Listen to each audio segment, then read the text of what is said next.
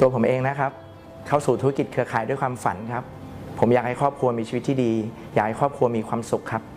กว่า14 ปีที่ผมอยู่ในธุรกิจนี้นะครับสุดท้ายผมต้องเจ็บปวดจากการที่ผู้ประกอบการไม่เข้าใจธุรกิจนะครับจนผมเนี่ยหมดตัวหมดเงินหมดทองผมเลยต้องไปเป็นพ่อค้าขายของตามตลาดนัดครับ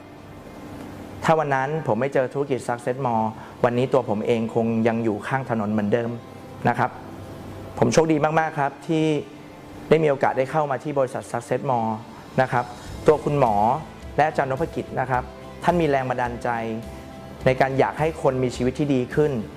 ผมมองเห็นตรงนี้ครับผมได้รับโอกาสนี้ไว้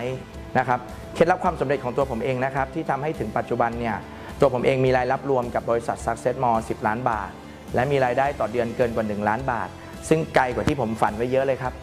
ทั้งหมดที่เกิดขึ้นเกิดเพราะว่าผมมีโค้ชที่ดีครับผมมีโค้ชต้นแบบเป็นไอดอลของผมเลยคืออาจารย์นพกิจ นิธิเรศวิจิตรซึ่งตัวท่านเองเนี่ยได้ออกแบบหลักสูตรเพื่อพัฒนานักธุรกิจ Success Mall ทำให้ผมเองนะครับที่เคยล้มลุกคลุกคลานในธุรกิจแบบเครือข่ายได้รับการพัฒนาขึ้นผมเห็นท่านทุ่มเททำงานหนักออกช่วยนักธุรกิจทั้งประเทศโดยที่ไม่รู้จักเหน็ดเหนื่อยท่านยืนสอนตั้งแต่เช้าจนถึงเย็นนะครับผมมีท่านเป็นต้นแบบท่านนำด้วยการทำให้ผมดูครับ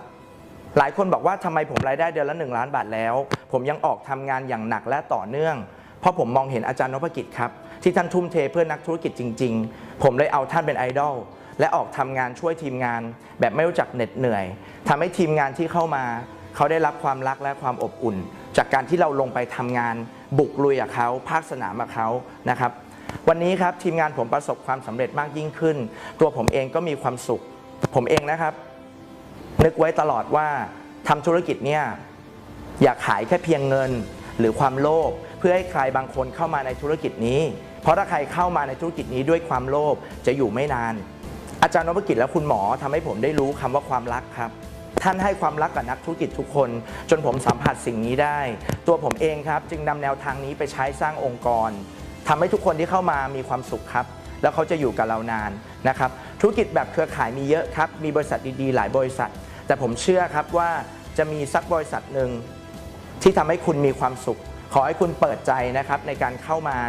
ดูข้อมูลนะครับของ Success Mall นะครับสิ่งที่คุณจะได้มากกว่าเงินทองมากกว่าชื่อเสียงและเกียรติยศแล้วคือความสุขที่คุณจะสัมผัสจากที่นี่ได้ครับและท่านที่กำลังมองหาธุรกิจที่ชื่อว่าธุรกิจเครือข่ายและมองว่ามันจะตอบโจทย์ความฝันของครอบครัวเรา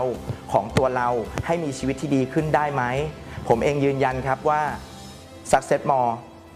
ตอบโจทย์ความฝันและทำให้ทุกคนมีความสุขที่นี่ได้ครับสวัสดีครับ